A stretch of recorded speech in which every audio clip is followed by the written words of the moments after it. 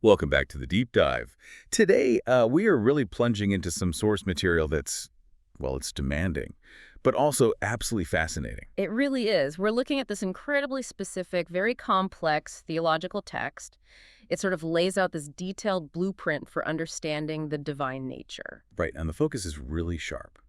It's on what this source calls the second being of God, his role, his nature, particularly how he relates to the first being, and then to things like creation, time, eternity. hmm It gets pretty deep. It's definitely an analytical exercise. The source uses familiar scripture, John's prologue, Colossians, Hebrews, the big ones, but it weaves them into this highly detailed, almost logical framework. Yeah, it's trying to pin down the exact relationship, isn't it, between the first and second beings. Hmm. And it dives straight into these huge paradoxical ideas. Like, how can someone be eternal, totally unchanging, but then also start time and then even enter into it? It's mind-bending stuff. So that's our mission today, really.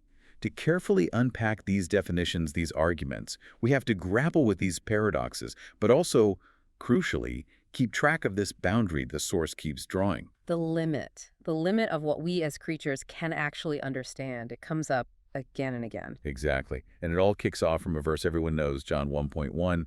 In the beginning was the Word, and the Word was with God, and the Word was God. And the source immediately says, yes, this word malentism is the term used, is the second being of God. So right away, the second being is identified as the creator God. Okay, so he's both co-equal with the first being and the one who actually does the creating.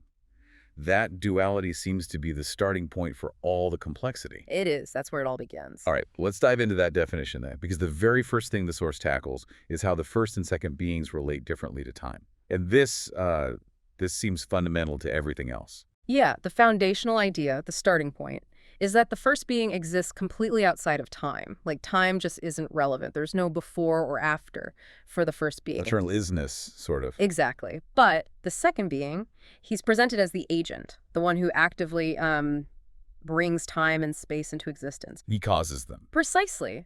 He causes Sigongen, that's the source's term for time and space, as this unified concept. And the source is really explicit here. Time itself is a created thing, a pijomo. Wow. So time isn't just like the stage, it's part of the set that got built. Exactly. It's a construct, a dimension built by the second being. It's not some eternal attribute of God's nature itself. Okay, that's a huge distinction. So what does that mean for everything in time and space, for us? Well, the consequence is pretty direct. All created things, everything that exists, everything we perceive, they appear when the second being calls them forth, right? And they can only exist within those boundaries, within time-space. Nothing created can exist outside that structure he made. Nothing. You can't step outside the box he built and maintains, which makes him not just the architect, but the constant sustainer. So if he were to theoretically stop sustaining time-space, poof. That's the explicit position, yeah. The second being is the essential prerequisite for all created existence. If that constant sustaining stops, time-space itself ceases to be. Okay. That clarifies the dependence pretty starkly.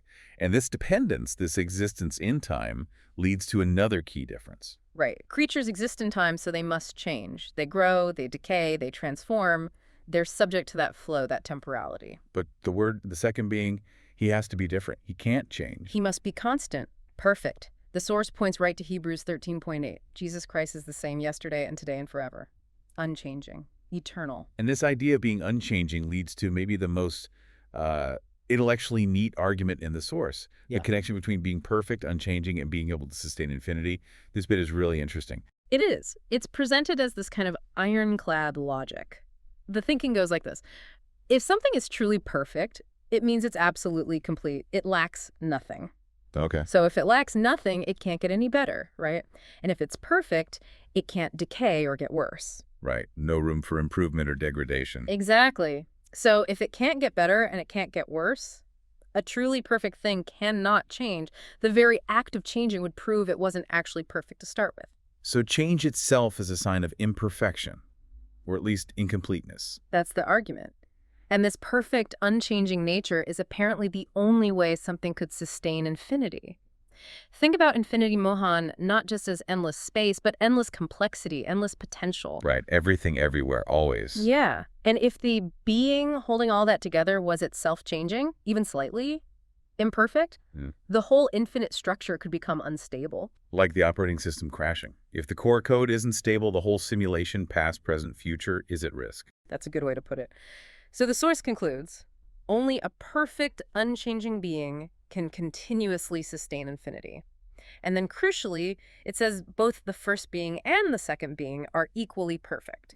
So they both sustain infinity. Both, constantly, which leads directly to their equality. Because if they're both doing this infinitely demanding job with equal perfection, they have to be equal in their fundamental nature. Yeah. Like John 10:30, I and the Father are one. Exactly. The source uses that to confirm they are equal gods, Dongdong Hasen, not one superior, one subordinate in essence, but identical in divine status. The roles they take within creation might differ, but their core being is the same. And both are called self-existent true beings, meaning they don't depend on anything else for their own existence. Yeah, the source really hammers this. It cites Exodus 3.14, I am who I am, and John 8.58, the before Abraham was I am, being itself.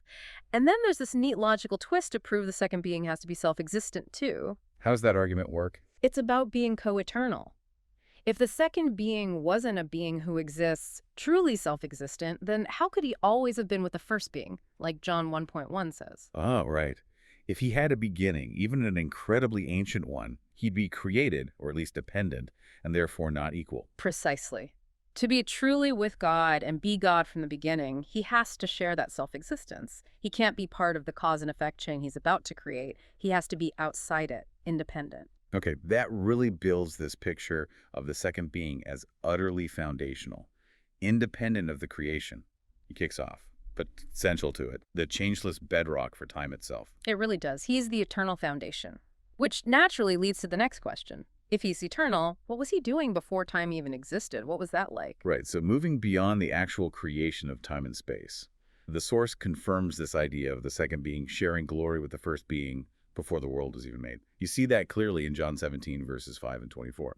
Yeah, this points to a relationship, a reality that completely precedes time-space. The first being love, the second being from Youngwan Muhen, eternal infinity. This is really important. Why is that distinction so critical? Because it means their relationship isn't defined by the roles they take within creation, like father and son.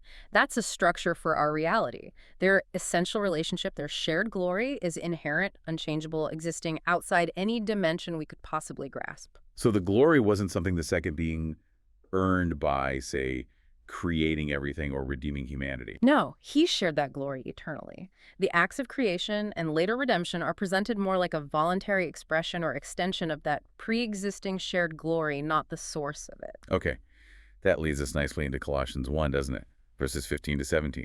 The source uses this passage to define the second being as like the central figure of the entire cosmos, its agent and its goal. Exactly. Verse 15 calls him the image of the invisible God, the firstborn over all creation. Now, how does the source handle firstborn, given we just established he isn't created? Good question. Does it mean first in time? No, the interpretation here is about rank or preeminence. Firstborn over all creation means he has supreme authority, the highest rank over everything created, not the first thing made. Okay, positional, not temporal. Then verse 16 lays out this incredible scope. The source really breaks it down. All things, visible, invisible, thrones, dominions, rulers, authorities, all created by him. And crucially, for him, Jorol Wihayo Janjordiako, this really shifts how you think about creation. It wasn't just made through the second being, like, he was just the tool. Right. It implies the entire structure, even spiritual hierarchies, political systems, cosmic powers, everything ultimately exists for his purpose. That's the assertion. The whole setup has the second being as its inherent goal, its reason for being. Yeah. And the mention of invisible rulers and authorities suggests his dominion goes way beyond just the physical universe we see. So time-space, created by him, exists for him. But then Colossians 1.17 adds another layer. He exists before all things. And, this is the big one, all things exist within him, or hold together in him. Yeah, that's a staggering metaphysical claim, isn't it? It suggests time-space isn't just like a stage he walks on. It's somehow sustained inside his very being.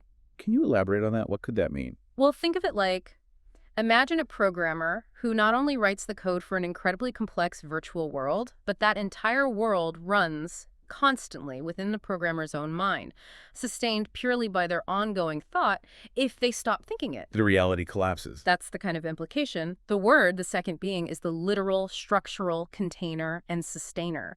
And this constant, immediate sustaining, it ties in perfectly with what we see in Hebrews chapter 1. Right, Hebrews 1, where the language gets even more exalted. Verse 2, he's the heir of all things, the one through whom God made the ages, the worlds. And then verse 3, the imagery is just immense. He is the radiance of God's glory. What does radiance suggest here? It suggests the immediate, inseparable outpouring of the first being's glory. Like light from the sun, you can't have the sun without its light. It's not something separate.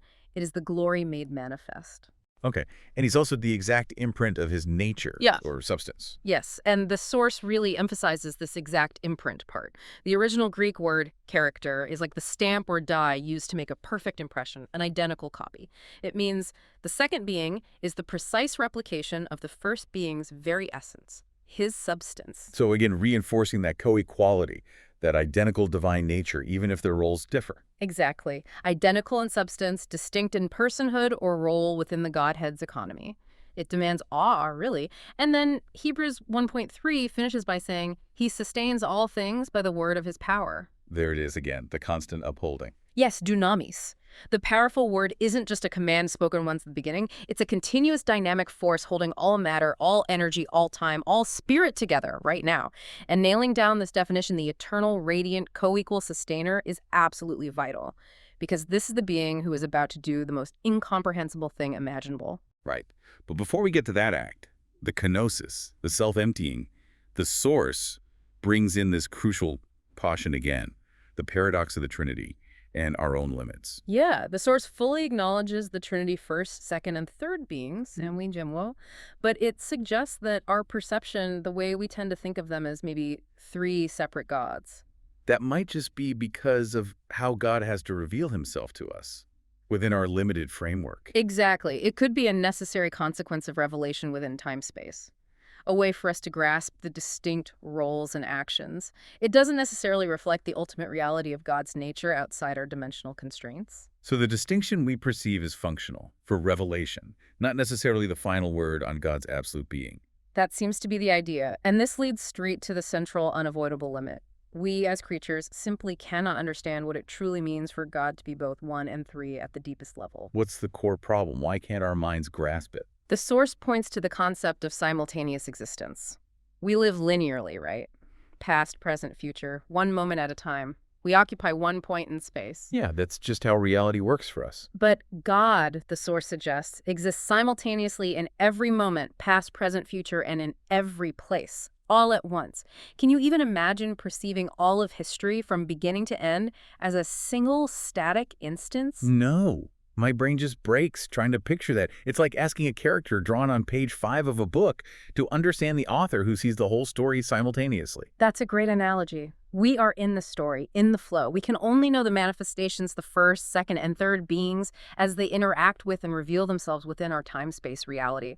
What God is like outside of that. The source says it's fundamentally unknowable to us. That's the red line you mentioned, the boundary we can't cross. Yes. It's a repeated check on intellectual pride, really. Except the limits. We know what the Creator has chosen to reveal in a way our created minds can process. And having established those limits is crucial before we tackle the biggest mystery of all. The moment the infinite sustainer steps into the finite reality, he sustains. Right. So if the second being is, as we've established, this perfect, changeless, self-existent sustainer of absolutely everything, then the act described next is just. It's the ultimate contradiction, the ultimate shock, the self-emptying, the kenosis. This is the core statement. The second being, the one who constantly holds infinity together, emptied himself. He became a creature, a pijomo. It's just, the scale of that condescension is almost impossible to process. The being who built the box of time-space voluntarily climbed inside and locked the door from the inside. Susurroral caduciota, he confined himself. Within time, within space, subject to the very limitations he created. And the source is clear. This wasn't just an appearance like wearing a human suit. No. He truly became a creature, subject to all creaturely limitations, hunger, tiredness, suffering, and ultimately, death. And this act, this incarnation, sets up what the source presents as the absolute peak of mystery for us creatures, the paradox of the cross. Yeah, this is where the source shifts from that rigorous logic we saw earlier to demanding sheer, humbling awe. Because the mystery centers on that moment on the cross, the cry of dereliction, my God, why have you forsaken me?" The moment of apparent separation. A true spiritual separation, the source insists. The second being, in his incarnate creaturely state, was genuinely cut off, kunio disiata, from the first being.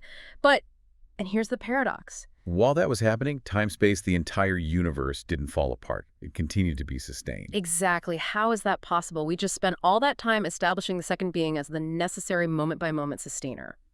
If he's truly cut off, separated from the first being, how does the cosmos he upholds not just instantly vanish? Okay, yeah, that's the unavoidable question. What's the answer? The source says, there is no answer accessible to us. That specific question, how sustenance continued during the separation, is declared fundamentally unanswerable for creatures. Why?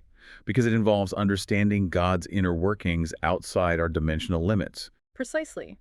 We simply cannot comprehend the mechanics of the Godhead's unity, or how the sustaining power, which is inherent to the second being's divine nature, operated or was perhaps maintained even while the incarnate aspect experienced separation. The source uses that analogy. The maggot trying to understand advanced technology. Right. We can see the result: the universe kept existing, but the underlying mechanism, the how, is completely beyond our ability to analyze. It's like trying to understand quantum physics using only Newtonian laws. The framework is insufficient. It implies a reality, or maybe layers of the second being's existence, operating simultaneously inside and outside time-space during that event. That seems to be the implication, yes. That the unconstrained eternal word was still fulfilling his sustaining role, even as the constrained incarnate word experienced the reality of separation within time-space. It's deeply mysterious. Which brings us back to the nature of time from God's perspective. If he sees it all simultaneously, how does that relate to the cross? Well, the source offers this really challenging idea. Since God sustains all moments at once, from the second being's eternal viewpoint, time-space might be, get this, simultaneously non-existent and existent. Okay. Simultaneously non-existent and existent. Help me wrap my head around that. How could it be both? It's difficult, I know. The idea seems to be, for God, time-space is a finite, temporary structure created for a specific purpose, namely hosting creatures and the story of redemption. In the grand scheme of eternity, outside that specific purpose, maybe it has no ultimate independent reality for the Godhead itself. It's non-existent in that absolute sense. Yeah. But while that divine purpose is running, while creation exists, it has to be perfectly real and perfectly maintained for us, the creatures within it. So it's existent from our perspective and as a functional reality upheld by God. The second being, existing both eternally and for a time within creation, somehow bridges this. He exists simultaneously before creation began and after it ends, always sustaining that background infinity. And because we're stuck inside time-space, we can only experience and analyze the cross from our linear perspective as this traumatic, real separation in time. We can't access the eternal view to see how the paradox resolves itself. Exactly. We're defined by time after creation started. We can't rewind or step outside. So the source basically says any attempt to dissect the precise mechanics of the separation or the continuation of sustenance is, well, it's pointless for us. It's beyond the boundary. We have to accept the revealed fact creation persisted without needing the divine how-to manual. Accept the mystery. Okay. That sets the stage for understanding the consequences of this act within our reality. Right. So moving from that unsearchable paradox to the more, let's say, practical implications within time-space. What did the second being's sacrifice actually achieve in terms of governing creation? Well, first, the source clarifies his role within time-space. The second being, having become a creature, is now specifically designated as the only begotten son of the first being. Yes. John 1.18 is key there. The only begotten God, or Son, depending on the manuscript. And John 8.54 confirms the first being, the Father, actively gives glory and honor to the Son. This establishes that father-son relationship as the necessary structural framework for how God interacts with the created world he entered. It's a role taken on for this reality. And before this, before the incarnation, how was time-space governed, according to the source? It seems it was more indirect. Governance was carried out by spiritual intermediaries, angels, who operated under the authority of the name that the first being had placed upon the throne. Sort of a delegated administrative system. Okay, so mediated authority. But the incarnation, death, and resurrection changed all that. Completely shattered and redefined it. The source argues that after the second being completed his work as a creature and rose again, the whole dynamic shifts. When Scripture talks about angels seeing the Father's face, the source interprets this as now meaning they see the second being's face. Why? Because he inherited everything. Exactly. He inherited the Father's name, the Father's authority, all of it. It's a total transfer of cosmic governance within the created realm. So the one who emptied himself to become the lowest is now exalted to the highest position of direct authority over all existence. That's the narrative. The source explicitly states the cross formally confirms Gangship Guru Huakjong Dewenda, the Son's inheritance of the Father's name and the entire domain of time-space. The ascension is the moment this is solidified. He ascends and sits on the actual throne Shilji Bajwa. He's now the sole point of contact, the heir, the judge, the king. Okay, so if he has all authority now, sits on the throne, that leads to a pretty obvious question the source tackles. Why the delay in judgment? If he's fully capable, fully authorized, why wait? Matthew 25 shows he will judge eventually. Right, and the source spends quite a bit of time on this. The delay isn't weakness or reluctance. It's presented as a deliberate strategic choice. It's rooted in fulfilling God's ultimate aims of demonstrating both perfect love and perfect justice. So there are specific goals to achieve before the final white throne judgment. Yes, the source outlines three main interconnected reasons for the delay. First, and maybe most obviously, it's to fully and publicly prove God's love and justice. How does delaying judgment prove those? Well, it allows the maximum possible time and opportunity for repentance and salvation, demonstrating love and mercy. But simultaneously, the continuation of history allows the consequences of sin and rebellion to fully play out, demonstrating that God's eventual judgment, when it comes, is entirely just and necessary. Both sides of the coin need to be fully visible. Okay, makes sense. What's the second major reason? This one seems really crucial in the source's argument. It is. It's about completing the free will Jayu-Wiji of creatures. This is a really nuanced point. Completing free will, what does that mean? The argument is that if final judgment happened too soon, before the nature of sin, rebellion, and deception had been utterly exposed, understood, and decisively rejected by those who choose God, then the potential for future rebellion might still linger. So it's not just about stopping the current rebellion, but about eliminating the root possibility of it ever happening again.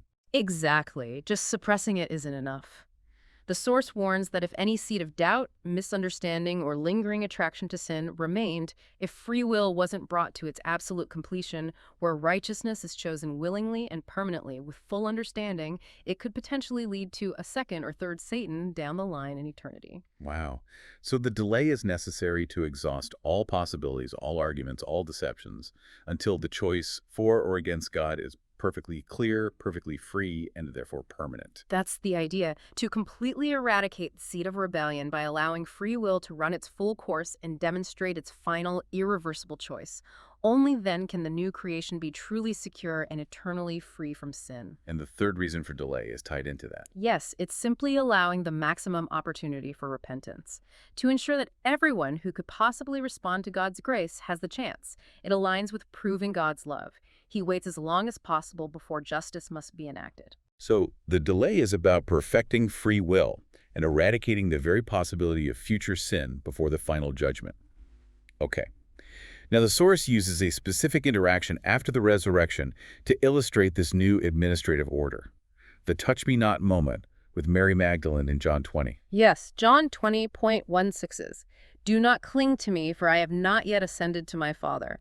This has often puzzled people. Why couldn't she touch him then, but maybe others could later? Right. How does the source interpret it? It sees it primarily as an administrative or procedural necessity. It wasn't about physical untouchability.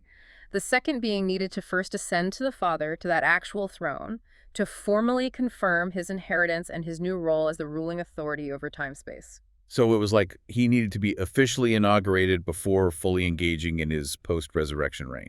Kind of, yeah. The ascension was the necessary step to officially implement the new order. He had to be seated on the throne before he could, for example, send the third being, the Holy Spirit, in his name to empower believers, and before he could begin his formal role as the high priestly intercessor. So the close, permanent dwelling with believers, that comes later. That comes after the final judgment in the New Jerusalem. This ascension was about establishing his authority first. He had to get the administrative side confirmed before the relational aspect could be fully realized eternally. Okay. And once he is ascended and seated, he sends the third being. the Holy Spirit. How does the Spirit fit into this new structure? The third being comes explicitly in the name of the Son, carrying the Son's now inherited authority and power. So it maintains that structure established through the Son's work. Obedience flows Father, Son, Spirit, but the operational authority now rests with the Son, delegated to the Spirit. And what's the Spirit's specific job during this period of delayed judgment? The source highlights two things: empowering believers, making them temples of God so they can actually keep the commandments, living out God's standard until death. And this living out the commandments, empowered by the Spirit, leads to the ultimate validation. The first resurrection. Exactly. The source presents the first resurrection as the ultimate public proof, the final confirmation of the truthfulness and divine validity of God's commandments. How does the resurrection prove the commandments? When those who lived by God's standard, empowered by the Spirit, are resurrected to glory, it's the ultimate demonstration that this way, God's way, leads to life. It validates the entire system of righteousness revealed by God. So it's like the final piece of evidence presented to the cosmos. Precisely. It confirms God's love, offering resurrection life, and his justice, showing the standard by which life is attained. Once that happens, the standard for the final judgment is publicly, undeniably established and vindicated. The evidence is complete. The delay has served its purpose. The final judgment can then proceed. Okay, so as we sort of pull all these threads together and try to conclude this deep dive, it really seems like everything circles back to two fundamental points that the Force emphasizes relentlessly. Which are? First, the absolutely unchanging foundational nature of the second being as the sustainer, and second, the equally absolute limitation of us, the creatures trying to understand him. Absolutely. We have to keep reiterating who the second being is, according to the source. He's the life of the Word from the beginning, quoting 1 John 1. He wasn't created. He isn't the first creature. He is a being who exists fundamentally equal to the first being in glory, in perfection, in the constant sustaining of infinity. And the flip side of his infinite nature is our finite nature, the boundary. We've hit this wall again and again in our discussion today. It's the unavoidable reality check. We are creatures of dust, as the source puts it. We are fundamentally confined by time-space. We simply cannot, by our very nature, grasp what happens outside of it. Whether that's the precise inner workings of the Trinity, or the exact mechanism of how the second being could sustain creation while experiencing separation on the cross. or even fully comprehending eternity itself. The source is incredibly strict about this, isn't it? It basically says any further speculation on these things is, what was the word? Meaningless. Mu'imihado, yeah. Trying to figure out the mechanics of the separation or debating whether the second being is eternally a son in the same way he is within time-space. The source deems it meaningless because it's trying to cross that boundary of revealed knowledge. It feels like a warning against trying to, I don't know, reverse engineer God. Exactly. We've been given what we need to know for salvation, for understanding our place in creation, for understanding his revealed character and plan. Trying to go beyond that, trying to measure the Creator with our creaturely logic. The source sees it as futile, maybe even arrogant. There was one final point the source made about the structure itself, though, which I found really clarifying. Yeah. About why the Son obeys the Father within this created system. Ah, yes, the structural obedience, that's key. The source explains that the way time-space is set up, the specific plan chosen, required the second being as the Son to obey the first being as the Father. So the obedience, the sacrifice, the incarnation, it's perfectly natural and necessary given the specific rules of this particular creation. Exactly. It's presented as a function of the design structure, the roles they voluntarily took on for this specific cosmic purpose. It doesn't imply an eternal hierarchy of submission in their fundamental being outside of time. So it could have been different. Theoretically, yes. The source even hypothesizes. If God had chosen a different structure, maybe one where the Son role was structurally dominant, then perhaps the first being would have been the one to become the creature. To fulfill that role, the obedience follows the chosen structure, not some inherent inequality. Wow, okay, that structural insight really reinforces the main point. We operate within the system God designed, and we should focus on understanding that rather than speculating about hypothetical alternatives or the reality outside. Precisely. It's best not to speculate beyond what's written, our finite minds trying to fully measure the infinite sustainer. It's just not possible. We can't even fully map our own planet, let alone the one holding the entire cosmos together. A humbling perspective to end on. Okay, That brings us to the end of this incredibly dense, incredibly detailed deep dive. Let's try to quickly summarize the main takeaways for you, the listener. So we started by really digging into the source's definition of the second being, co-eternal, perfectly unchanging because perfection can't change, and therefore the only kind of being capable of creating and constantly sustaining infinity alongside the first being. Right. Then we moved to that profound, almost unbelievable paradox. This perfect, infinite being voluntarily emptying himself, confining himself within time-space, becoming a creature. And the ultimate mystery within that, how creation continued to be sustained even during the separation on the cross, a question the source insists is beyond our creaturely grasp. Yeah, the unanswerable question. And finally, we looked at the reasons for the current delay in final judgment. It's not inability, but a strategic choice by the now enthroned second being. He's waiting to fully prove God's love and justice, and crucially, to allow creaturely free will to reach its absolute completion, eliminating not just sin, but the very potential for future rebellion. It all comes back to this fundamental assertion. As creatures, we are limited. We can only know and understand what God chooses to reveal to us within the framework of time-space He created for us. Right. Which leads us to our final thought. If the whole point of this long, complex process, including the delay, is to perfect the free will of creatures, to bring them to a state where sin is not just forgiven, but its potential is eradicated. Here's the provocative question for you to think about. What happens after that? After the first resurrection, after the final judgment, when the new heaven and new earth are established? If creaturely nature itself is perfected and completed, what new capacities for understanding might be granted then? Could those dimensional limits, those boundaries on comprehension that seem so absolute now, be lifted or expanded for perfected beings dwelling eternally with God? What might we be capable of understanding about God's nature then that is deemed meaningless or impossible for us now? What does a truly completed free will, united with the Creator, actually get to know? Something to ponder, perhaps, until our next deep dive. Thanks for joining us.